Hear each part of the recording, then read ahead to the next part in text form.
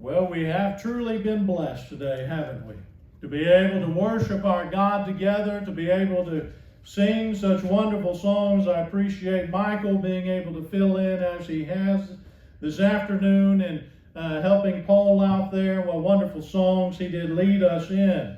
We've been looking at here on these third Sundays a series of lessons on people of the Bible, great people of the Bible, as God has placed their name to forever be known in Scriptures, and some of the things that we can today learn from their lives. And today we're going to take a look at Aaron, the first high priest and spokesman to God's people on Moses' behalf, on God's then behalf.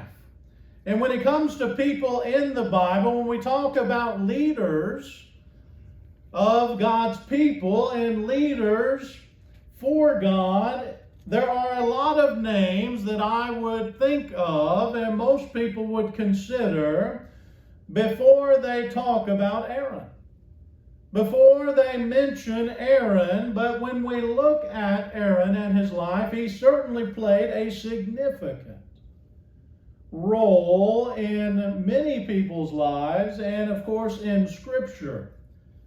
And yes, he had his faults, as we'll discuss, but he also had his strengths. And so when we consider Aaron and how God has immortalized his name to forever be discussed and known, let's examine a few things about his life, a couple of things this afternoon that we can take and learn. The first point we're going to look at is we all have a part to play. And I think that's one of the most important and key elements of Aaron, because remember Moses, when God came to him there in the burning bush and asked Moses to lead his people in the great exodus from Egypt to the promised land. What was Moses' response? Moses gave excuses about how he wasn't a good speaker, how he could not talk good, and how he would not be the leader that God was needing at that moment. And God told, after going back and forth with Moses for a time, God said, listen, okay, I'll give you this. I'll allow you time to mature and grow as you need to be and the man you need to be for me, and give you Aaron to help. In Exodus chapter 4, 14 through 16, we read this: Then the anger of the Lord was kindled against Moses, and he said, Is there not Aaron, your brother, the Levite? I know that he can speak well. Behold, he is coming out to meet you, and when he sees you, he will be glad in his heart. You shall speak to him and put the words in his mouth. And I will be with your mouth and with his mouth, and will teach you both what to do. He shall speak for you to the people, and he shall be your mouth, and you shall be as God to him. At this very moment in time, and though Aaron did not have a quote-unquote primary role, as we would oftentimes think of it in the Israelites' life, he nevertheless played a very significant role, didn't he? He helped Moses, the great type to Christ, the antitype Moses, with God's people, a spokesman for God with Moses. Without Aaron helping Moses lead the people, there is no doubt that Moses' legacy would not be what it is today. Without having Aaron right there with him, encouraging him and giving him the motivation and the proper help he needed at that moment, the name Moses might be forever different in Scripture. We all have a part to play, don't we? As the Lord's church and a part of his body today. Just like Aaron, who might not have played the lead role or might not be in that lead role per se at that moment, was significant to both Moses and the Israelites while they were in the wandering. Not everyone in the church today is going to be standing up in front of the congregation like I'm doing or Michael just did. Not everybody is going to be standing up and teaching a class or leading singing or prayer or things like that. Not everybody's going to have that role, but we do all have roles in the Lord's body. We are not all eyes or ears, as Paul would write in 1 Corinthians 12 through 14. For just as the body is one and has many members, and all the members of the body, though many, are one body, so it is with Christ. For in one Spirit we were all baptized in one body, Jews and Greeks, slaves or free, and all were made to drink of one Spirit, for the one body does not consist of one member, but of many. Paul says, listen, the church is made up of everyone, isn't it? And although we don't have it written here, he would say, listen, if the whole body was an eye, it wouldn't be any effect. If the whole body was a hand or an ear, it would not be the same. But we all play a role. We all support each other. Some are greater encouragers than others. Some are better at praying for others. Some are better at any number of things, but all of us are necessary. All of us are needed to be what God would have us to do. And so one of the things we learn from Aaron in his life is that we all play a different part. We all have a different role when it comes to God. We're, again, not all going to be doing the same thing, and that's rightfully so. The second thing we learn is that unfortunately, we can easily be led astray.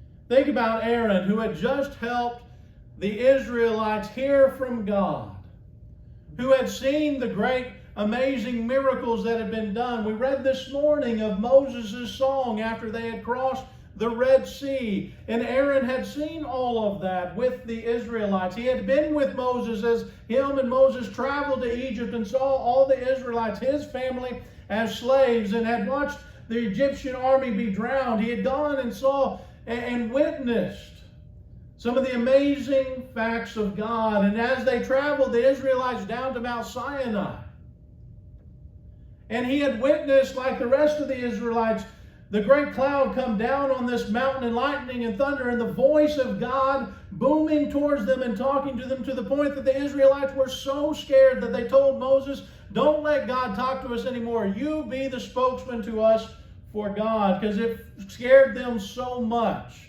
After witnessing all of this, and Moses leaves and goes up to talk with God, as we discuss, as a friend talks to a friend, and to discuss the law of Moses as it commonly became known, the Old Testament law, the Mosaic law there, in just a little bit of time. Moses was only up there 40 days. In not that long of time, Aaron, who had witnessed all of this, actually built an idol for the people. In Exodus 32, starting in verse 1, when the people saw that Moses delayed to come down from the mountain, the people gathered themselves together to Aaron and said to him, up, make us gods who shall go before us. As for this Moses, the man who brought us up out of the land of Egypt, we do not know what has become of him. So Aaron said to them, take off the rings of gold that are in the ears of your wives, your sons, and your daughters, and bring them to me. So all the people took off the rings of gold that were in their ears and brought them to Aaron, and he received the gold from their hand and fashioned it with a graving tool and made a golden calf.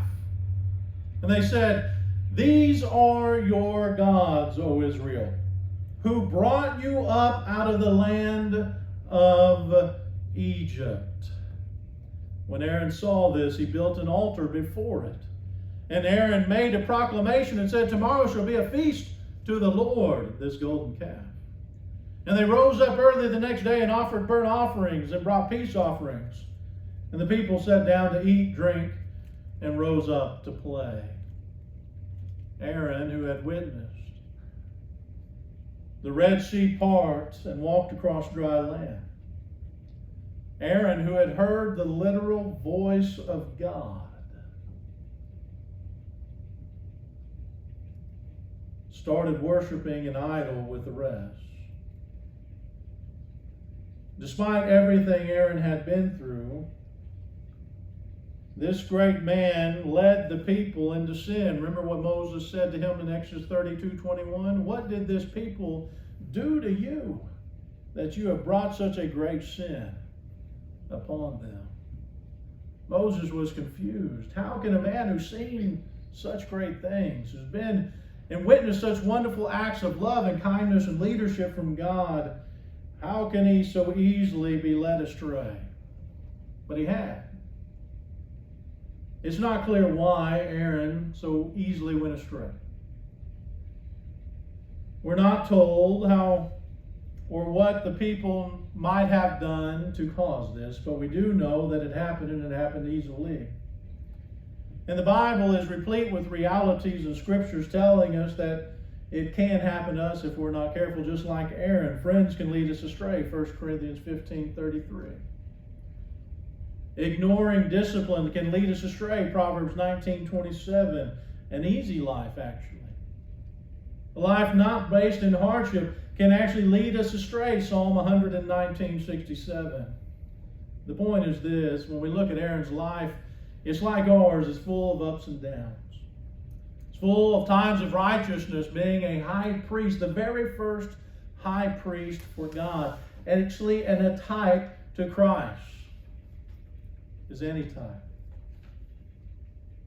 Aaron might not be the first person that comes to mind when it comes to leaders of Israel, but he was a great leader in reality, even with his flaws. And as we examine his life, we learn that in our lives, like Aaron, we're not always going to have the same roles. We're not always going to be and shouldn't be the same person. We all have different parts to play, different roles that we are expected to follow and do.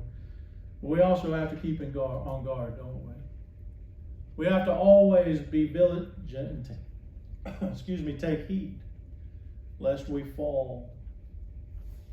If we continue to learn from the mistakes of Aaron and learn and take advantages of the gifts of God that we see in his life that he took advantages of, we can truly be a people after God's own heart. As we discussed this morning, we can be friends with God.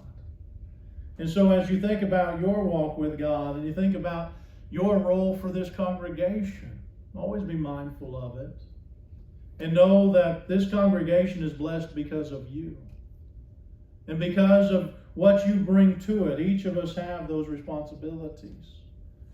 And let us also always take heed lest we fall. Always be on guard, because Satan is a roaring lion, ready to devour. And so this afternoon, as you reflect on your walk with God, as you think about your life and test your faith, I pray all is well. But if you need help this morning or this afternoon, you need help from this family, and encouragement, and strength, and exhortation, let us be that help by coming forward and letting us know as we stand and as we sing.